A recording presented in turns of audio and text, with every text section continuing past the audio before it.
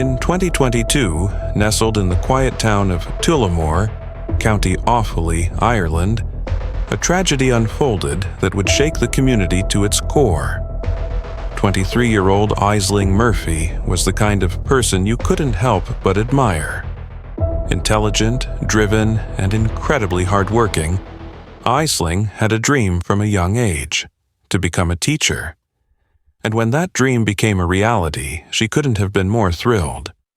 She landed a job at Douro National School, and within months of graduating, she seamlessly became a beloved part of the team. Her colleagues described her as if she'd always been there, like a missing piece finally fitting into place. Her father often remarked that Ashling never stopped. She filled her days with purpose, constantly pushing herself to grow, while ensuring every moment was meaningful. It wasn't just about her own progress. She also encouraged her students to reach beyond their limits, leading by example. If she asked them to take on a challenge, she was always right there beside them. Ashling even took up the ukulele pipes, one of the most difficult instruments to master, determined to prove to herself that anything was possible if she set her mind to it. But in a place known for its peace, Ashling's life would take a tragic turn, one that no one could have predicted. What happened to Ashling Murphy on that fateful day? Stay with us as we delve deeper into the haunting details of a case that still lingers in the hearts of those who knew her.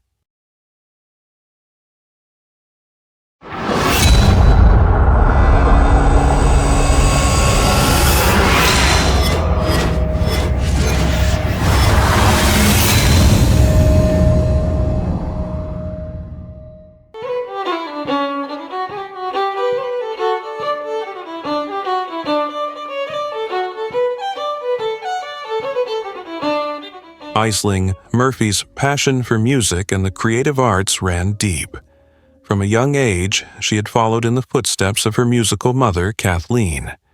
In school, she immersed herself in everything: choir, orchestra, camogie team, and traditional music groups. But it was the fiddle that truly captured her heart. By the time she was an adult, Ashling was ranked among the top 5% of fiddle players in the country. And she'd even performed at the renowned Tullamore Tradfest traditional music festival. Music wasn't just a hobby for her, it was an extension of who she was. Family was everything to Ashling, too. No matter how busy her life became, she always made time for her loved ones: dinner, drinks, laughter with her dad, Ray, her mom, Kathleen, her sister Amy, and her brother Cowell. And of course there was Ryan, the man who had captured her heart. They had met at a disco when they were just 15, drifted apart for a while, but eventually found their way back to each other. From that moment, they were inseparable. Together, they began making plans for the future: a dream house, marriage, children. Ryan spoke of Ashling's comforting smile and infectious laugh, the way she could lift your spirits no matter how low you felt. On January 10, 2022, Ashling visited Ryan and his family to drop off groceries. They had to keep their distance due to COVID restrictions, but she promised they'd see each other properly soon, as they planned a trip together. It was the last time they would speak. 2 days later, on January 12th, Ashling finished teaching and decided to go for a jog. It was something she did regularly to clear her mind. She told her mother, Kathleen, where she was headed, but her mother expressed concern, suggesting she jog somewhere else. Ashling reassured her, "Mom, I'm 23 years old. Love you." She then headed out the door, making her way to the Grand Canal, a peaceful spot where many people enjoyed outdoor activities. At 3:15 p.m., as 2 other women jogged along the same path, known as Fiona's Way, named after a missing woman, they noticed something strange. A bicycle was abandoned on the side of the path, and from the nearby woods they heard what sounded like a woman crying. Thinking Ashling had fallen and hurt herself, the women approached to help, only to be confronted by a sight they would never forget. A man was bent over Ashling, pinning her down. A necklace bearing her name, Ashling, hung around her neck. The women tried to intervene, shouting at the man, but he snarled at them, telling them to leave. They could see Ashling struggling, twisting, and trying to escape, but there was no sound coming from her anymore. Without phones and with no one else around, the women yelled they would call for help and ran to the nearest house. By the time authorities arrived, it was too late. Ashling lay motionless by the canal, her attacker already gone. Despite the efforts of paramedics, Ashling was pronounced dead at the scene. She had been strangled and stabbed 11 times in the neck, the fatal wounds causing massive blood loss. Her keys were nearby, a sign that she had fought fiercely to defend herself, using every bit of strength she had left to escape her killer. Experts would later confirm what was clear from the scene. Ashling had fought with everything she had. She had tried until her very last breath to survive. Her death was not just a tragedy, but a brutal, senseless act that left a community in shock. January 2022, shortly after 4 p.m, Gardaí from Tullamore Garda Station attended to an incident at the Grand Canal way at Cappincur in Tullamore, following a call from a member of the public. At the scene, Gardaí discovered a young woman with serious injuries. Medical attention was provided, but despite the best efforts of the medical team who attended, this young lady passed away. This area here, where the crime occurred, is popular among Tullamore residents and is widely used for recreational purposes. The victim of this crime is Ashling Murphy, a 23-year-old local lady from the Blue Ball area of Tullamore. Our thoughts and prayers are with Ashling's family at this time, and indeed the wider community, her teaching colleagues, and the children she taught who are without their teacher today. Immediately following the discovery of this crime, a full-scale murder investigation was launched. Personnel from the National Specialist Units, including the National Bureau of Criminal Investigation, have been assigned to the investigation. No stone will be left unturned in bringing this perpetrator of this crime to justice. At this stage, there is no information that the victim and her killer were known to each other. From inquiries we've carried out, we believe this crime was committed by one male who acted alone. We're appealing for witnesses who may have seen any person who is behaving unusual in that area. Any information you have, however insignificant you think it may be, we need to hear from you. The joggers did their best to provide a description of the man they had encountered. They recalled his jacket clearly, a distinctive navy, padded bomber with unique stitching along the back, a detail that would stand out to anyone who saw it. Near the scene, they had also spotted a bicycle, which they believed belonged to the man. It was a Falcon Store mountain bike, easily identifiable by its straight handlebars and the striking green on the frame. These details would prove crucial in the search for the killer, offering a small thread of evidence in an otherwise grim and puzzling case. Gardaí have issued a very specific appeal for information relating to a mountain bike. What can you tell us? Yeah, the Garda Commissioner held a press conference here in the last half hour. Now, we understand they have seized that bike, but it's crucial to the investigation, they say, and they want to know about the movements of that bike, not just yesterday, but in the preceding few days. They also want to know if anybody owned it or if it had been stolen, and where it has been over the last couple of days. As the investigation continued, a number of people who had been in the area around the time of Ashling's attack reached out to authorities, but none of the information provided led to any solid leads. However, the breakthrough came when investigators accessed the data from Ashling's Fitbit. This gave them a more precise timeline of her movements that afternoon. Her workout had begun at 2:51 p.m., and for the next 30 minutes, the data showed steady activity. But just a few minutes after 3:30 p.m., something shifted. At 3:31 p.m., the Fitbit stopped recording her heartbeat. It was a chilling sign that something had gone terribly wrong. In response, the Gardaí issued a public statement, confirming that they were looking for just one individual, and stating with confidence that the attacker was a complete stranger to Ashling. They also revealed that based on the ferocity of Ashling's struggle, They believed the attacker would likely have visible injuries, cuts, bruises, or wounds from the violent fight she had put up using her keys as a weapon. It was a clue that would hopefully lead them closer to identifying the killer. The person who attacked Ashling here was disturbed by two women, who were then able to give a description to the Gardaí. It fitted a man who was already well known in the area for violent criminal acts. A 40-year-old man was subsequently arrested and is still being questioned this evening. That evening, detectives received a promising lead based on the descriptions provided by the joggers. Just hours after Ashling's body was discovered, they managed to arrest a 40-year-old man who seemed to match the profile of the suspect. However, after further questioning, the man was released without charge. Unfortunately, things took a dark turn. The man's name and photo were shared across social media, leading to a flood of public backlash. Despite being innocent, he began receiving death threats. The situation quickly escalated, forcing authorities to relocate him to safe accommodation for his protection. The wrongful attention had caused significant harm to an innocent person, all while the search for Ashling's real killer continued. More than 24 hours after the brutal murder of a young woman out jogging along the banks of the Grand Canal, widely used for recreation, Tullamore and the wider area is this evening numb with shock and grief. The sense of shock is particularly acute for young. I have two little girls and we bring them walking along that canal, but I second guess it now. It's shocking to say she was out for a daily jog and just life gone from her now. It just makes young people like us think you're not really safe anywhere. Nervous and frightened and shocked, all into one. Nervous, frightened and shocked. To say the town is numb and everyone around here, it's hard to believe it. The case of Ashling Murphy quickly became the talk of the nation, captivating Ireland and beyond. It flooded news stations and social media, as people from all corners of the world tried to offer their support and share their opinions.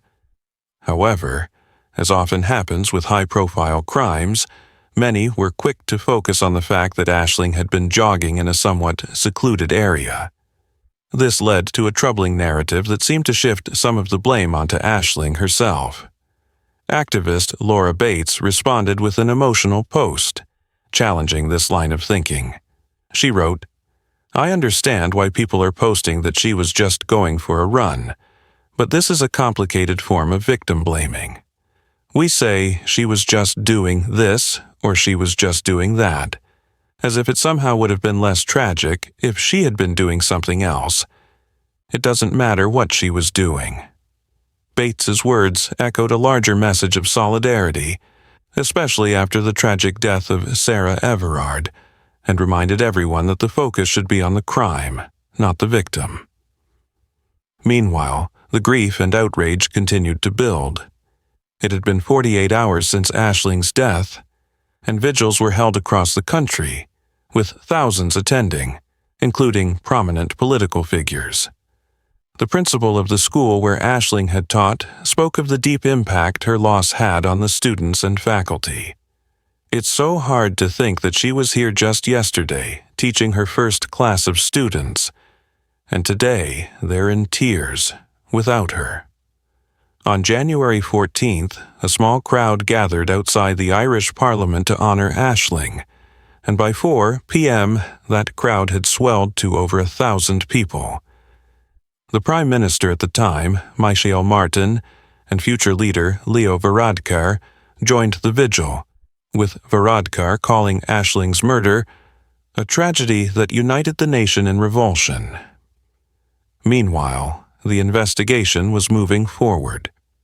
Though the Gardaí kept most of their findings under wraps, by January 17th, they had made significant progress. They revealed that they had received an unsettling email, sent at 10:44 p.m., in which the sender claimed responsibility for Ashling's murder. The email apologized profusely and seemed to come from someone remorseful, but detectives quickly traced it to a man who suffered from mental health issues and excessive drinking.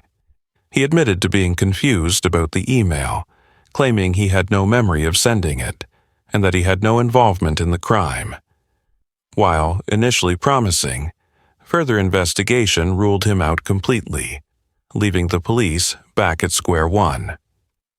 Then, just days after the crime, detectives received a crucial tip. A 31-year-old man had walked into a hospital quite far from where Ashling was killed, seeking treatment for cuts, bruises, and scratches to his face. Given how quickly the details of Ashling's murder had spread, hospital staff alerted the Gardaí, suspecting there might be a link between the man's injuries and the crime. When detectives interviewed him, the man claimed he'd been attacked by a man wearing a blue face mask, a description that was hard to verify due to the ongoing pandemic. His story was full of inconsistencies, and when shown a picture of Ashling, he insisted he had never seen her before and couldn't understand the news because he didn't speak English. But then, his story began to unravel. Later, he admitted, "I did it. I murdered her." He explained that he had tried to save Ashling but ended up attacking her. He then started crying, confessing how he had panicked, and shockingly added, "I cut her. I cut her neck." The man went on to point to his stomach, where 3 puncture wounds were visible, likely caused by Ashling's keys during her desperate attempt to defend herself. A DNA sample was taken from him, and the results confirmed what detectives had feared. His DNA was found under Ashling's fingernails. It was now clear that they had their man. On January 18th, as the investigation reached its climax, hundreds of people gathered for Ashling's funeral, marking the heartbreaking conclusion of a case that had shaken the nation to its core.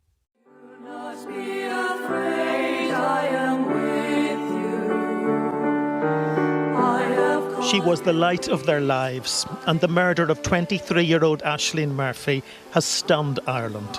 The President and his wife comforted her parents, brother, sister and boyfriend as they arrived for her funeral. The funeral for Ashling Murphy was an event that brought the nation together in grief and remembrance.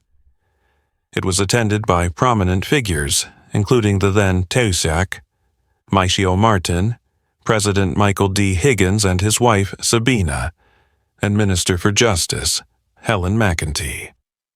Across the country, schools paused to observe a minute of silence at 11 a.m. in honor of Ashling's life. In a heart-wrenching tribute, her young students lined the streets, holding pictures of their beloved teacher as her funeral procession passed by. Ryan, utterly devastated, stood by her side and delivered a moving speech on behalf of their families. His words, filled with sorrow and love, struck the hearts of all who heard them. "She is the greatest love of my life," he said. "I will cherish the last 5 years we spent together for the rest of my days. I hope that one day, God willing, we can be reunited and continue the dreams we shared. Goodbye for now, darling, but not forever. You will live on in all of our hearts and memories." The day, already filled with emotion, took another tragic turn. It was on this very day that the Gardaí made a significant announcement. The man they had been closely monitoring, the one who had sought medical treatment for his injuries, had been arrested and charged with Ashling's murder. The news sent shockwaves through the community, marking a somber milestone in a case that had already left an indelible mark on the hearts of all who had followed it. We start this hour with that breaking news. The arrest made on suspicion of murder, a man in his 30s. This is regarding the murder of Ashling Murphy, the school teacher who was murdered last week in County Offaly. We can speak to our correspondent David Blevins now. And David, this arrest took place shortly after Ashling's funeral today. Yes, police are providing very little detail at this stage for operational reasons, other than to confirm that detectives investigating the murder of the 23-year-old primary school teacher last Wednesday have arrested a man in his 30s. He's currently being detained at Tullamore Garda station under Section 4 of the Criminal Justice Act 1984, and that questioning could go on for some time. The An Garda Síochána, the Irish Police Service, are adamant that they will not be making any further further comment at this stage, but it is nonetheless a significant development, and as you say, it comes just a matter of hours after the small village of Mount Bolus in County Offaly came to a complete standstill for the funeral of Ashling Murphy. There can be no question whatsoever about the esteem in which she was held. Literally hundreds upon hundreds of people turned out. Also there, the Prime Minister and Taoiseach Micheál Martin, and that's because really the murder of this young woman has had an enormous impact both at home and abroad. People are not just saddened by it, they are very angry about the fact that after all this time women are still being subjected to violence, and there have been all sorts of vigils and calls for a change in attitude, for this to be the watershed moment. And I think that's the important thing to remember today. While the murder investigation continues behind the scenes and while there has been this arrest, this is a day when Ashling's family and friends want to remember a very beautiful young woman who was so cruelly snatched away in unthinkable circumstances. The man arrested for Ashling's murder was Joseph Bucha, a builder from Slovakia who had moved to Ireland in 2015. He lived in Tullamore with his wife and 5 children. That evening, he appeared in Tullamore District Court, where a large crowd of media and the public had gathered outside.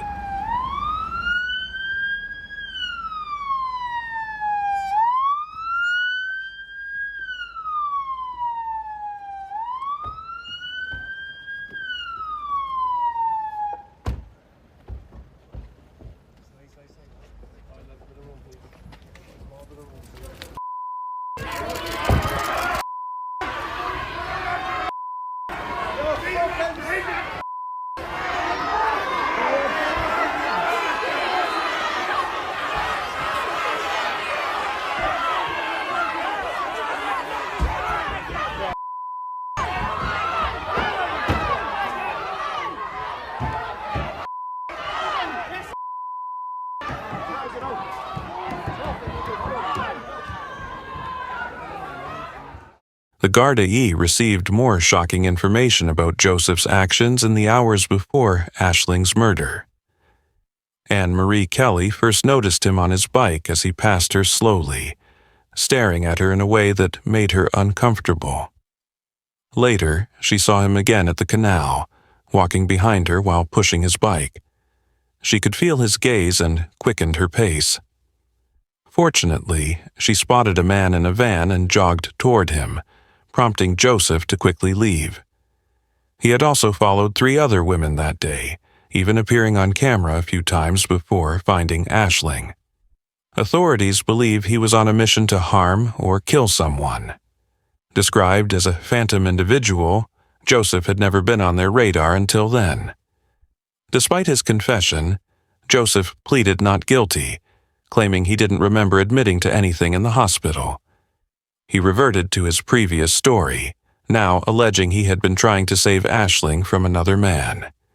The investigation continued into June 13, 2023. 5 people appeared in court earlier today, charged in connection with the investigation into the murder of Ashling Murphy in January of last year. All 5 were arrested in Dublin yesterday and they appeared before Tullamore District Court. 5 people were arrested and charged in connection with withholding information or impeding an arrest in Ashling's case. Marek Bushka, Lubomir Kushka, and Lucius Dekovid were charged with withholding information, while Josefina Grunsova and Vera Gazy were accused of impeding the apprehension or prosecution of the alleged offender. By the time Joseph's trial began on October 17, 2023, the prosecution had gathered compelling evidence, including CCTV footage, DNA, witness testimonies, and his own confession.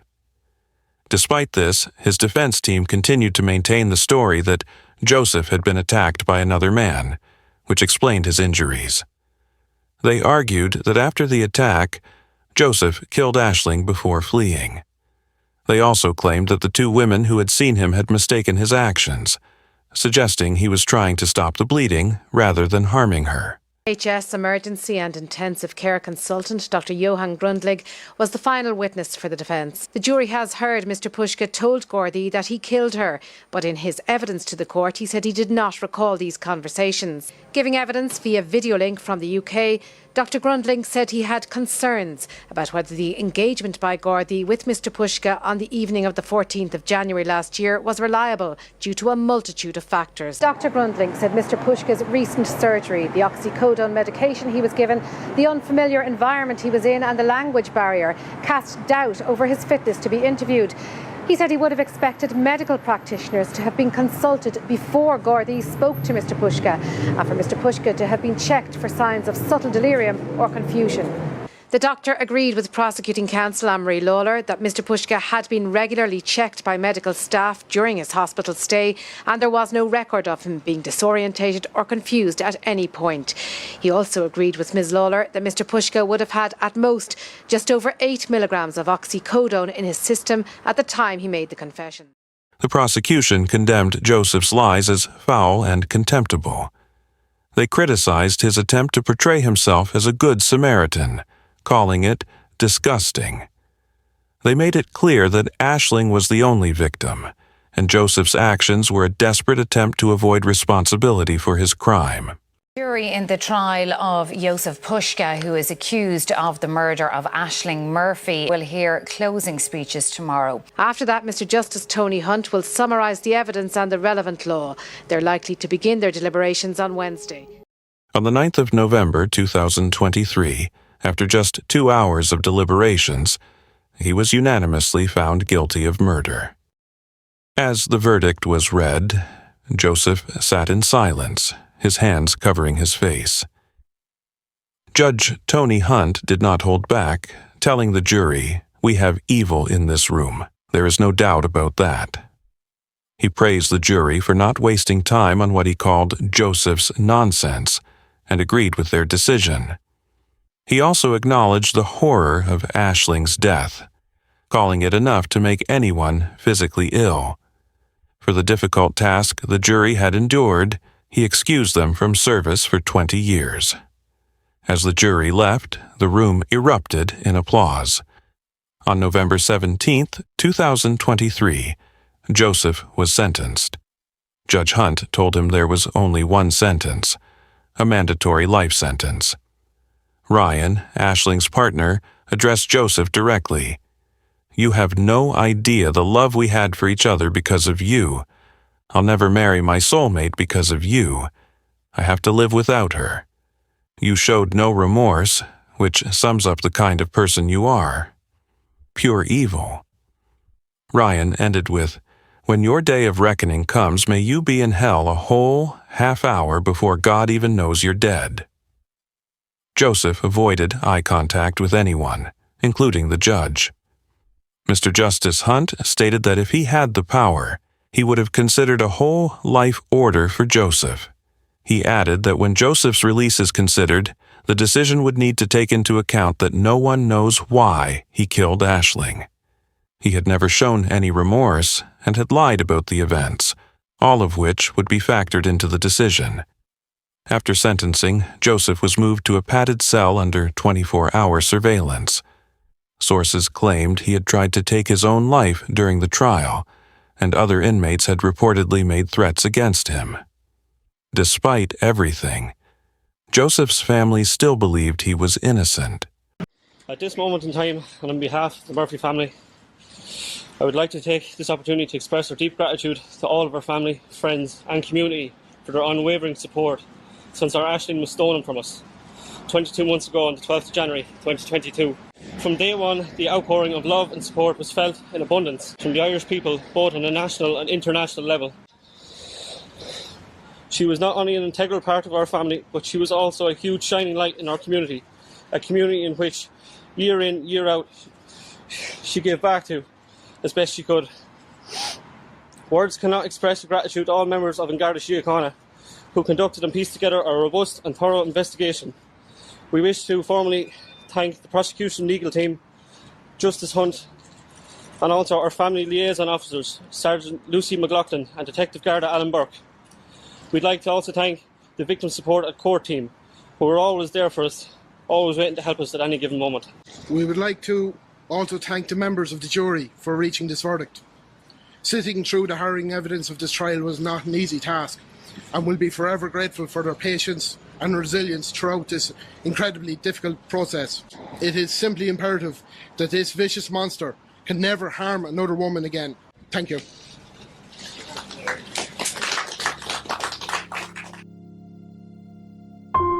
Ashling's death left an undeniable mark on so many people, and it's clear just how deeply it affected not only her small community, but the entire nation of Ireland. Her tragic passing sparked important conversations about safety, education, and the ongoing fight against violence towards women and girls. In the face of such horror, people came together, united by a shared desire for change. Every case of this nature is devastating, and while it's true that all crimes like this affect many, some cases resonate so deeply that they ripple across the nation and beyond. We've seen it with cases like Sarah Everard in the UK, Anna Creasy and Jill Magger in Ireland and Australia, and now Ashling Murphy. Her partner, Ryan, expressed the pain of knowing he will remember her longer than he ever knew her.